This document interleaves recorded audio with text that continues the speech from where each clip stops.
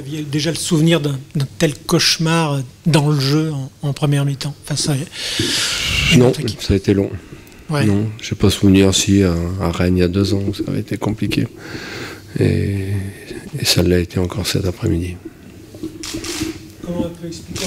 On ne peut pas dire que personne n'était prévenu. Alors certes, Lille a évolué à un excellent niveau, mais...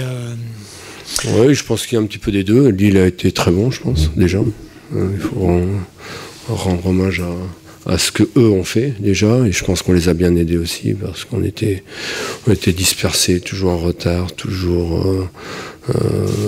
on réagissait plus qu'on agissait une nouvelle fois.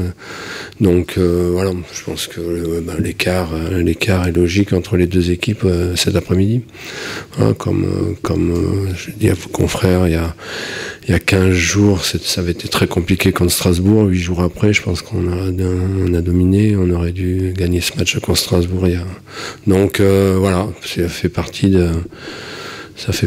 des choses d'un championnat, des moments dans un championnat, et là c'est particulièrement un mauvais moment. On a passé un mauvais moment, c'est sûr.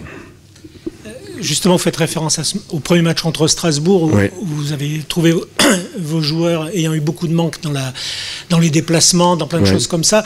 Là encore, on a cru retrouver... Enfin, il y avait énormément d'espace. Alors certes, Lille savait très bien les trouver, justement, mais ça vient d'où quelqu'un comme Zegrova est resté libre tout le temps qu'il a passé sur le terrain? Oui, il était libre. Je pense pas qu'il était libre, mais après, déjà, c'est un des meilleurs joueurs du championnat, pour commencer. Et je pense pas qu'il a été libre tout le match. C'est quelqu'un qui a de la qualité et qui est capable, contre n'importe qui, de faire des grosses différences. Ça, c'est une chose. Après, on souhaitait mettre une pression sur eux de manière à ne pas les laisser jouer, et force est de constater que, je vous dis qu'on était toujours en retard, donc eux ont joué entre les lignes, entre nos lignes, et ils savent très bien le faire, et ils ont très bien exploité nos manques à ce niveau-là. Vous avez trouvé, coach, une grosse différence entre le Lille que vous aviez reçu il y a 6 semaines, mi-décembre, et cette équipe aujourd'hui? Parce que nous, on la voit. Bon, moi, je suis Lille, et on la voit pas toujours. Oui, bien sûr. Niveau. Donc, j'aimerais bien avoir votre sentiment. Je pense qu'on a été beaucoup moins bons quand même. Mais je pense que eux ont fait ce qu'il fallait par rapport à nos manques à nous. Eux ont été très bons à ce niveau-là.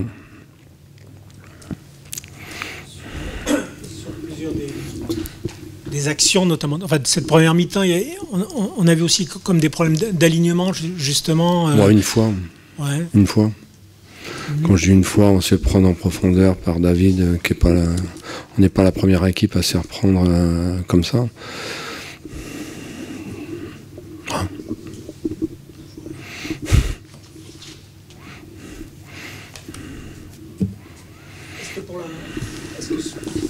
Vous l'avez dit, hein, c'est une série de 5 matchs compliqués. Oui. Bien évidemment, il n'y a pas pire manière sans doute que de débuter.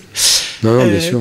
Ça va être quoi, ça va être quoi vos leviers alors, tout de suite à la sortie du match peut-être, mais bon, qu'est-ce qu'il reste comme levier pour... Je vous ai dit, on était capable de se reprendre 8 jours après, entre les 2 matchs de Strasbourg, parce que je pense qu'on a du caractère. On n'a pas trop montré en première mi-temps, mais je pense qu'on a du caractère, et je pense qu'on a envie de...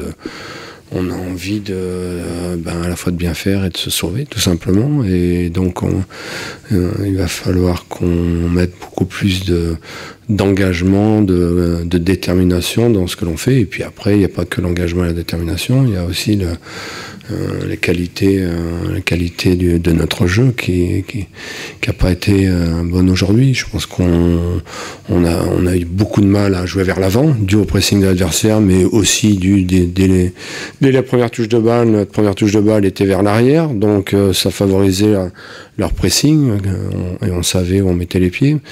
Et je pense qu'on est rentré totalement dans leur jeu en deuxième mi-temps, et on est plus sorti, j'allais dire, on a pu jouer vers l'avant, et comme par hasard, on a pu enchaîner. Donc voilà, c'est ça, c'est vers là que je pense qu'il faut qu'on avance, être meilleur dans le jeu déjà. Et puis être, je vous dis, beaucoup plus attentif, beaucoup plus actif dans ce que l'on fait à tous les niveaux. Vous dernier. C'est à ce stade, bon, c'est une place que vous avez déjà occupée, vous en êtes extirpé. Voilà, c'est quelque chose d'embêtant de supplémentaire à ce stade. On est surtout à 2 points du premier non relégable. Donc, voilà, il reste, je sais pas, 14 matchs, je pense. Il reste 14 matchs. On est à 2 points du premier non relégable. Je parle même pas du barragiste, du premier non relégable. Donc, c'est un championnat, je vous l'ai dit déjà. C'est un championnat, ça va être certainement à 4 ou 5 équipes. Et il va falloir qu'on prenne 2 points de plus que toutes les équipes qui sont devant nous. Voilà. Le challenge, je pense que c'est tout à fait dans nos cordes. Petite question qui est à part mais qui concerne le match bien évidemment. Maximiliano est sorti à la mi-temps, il se plaignait d'une cuisse, c'est ça, non? Ouais. C'est survenu. Il s'est fait mal en tombant. Mais il s'est fait mal en tombant. Il était déséquilibré et il s'est fait mal. Donc on va voir. On va voir la gravité de sa blessure. D'accord, merci.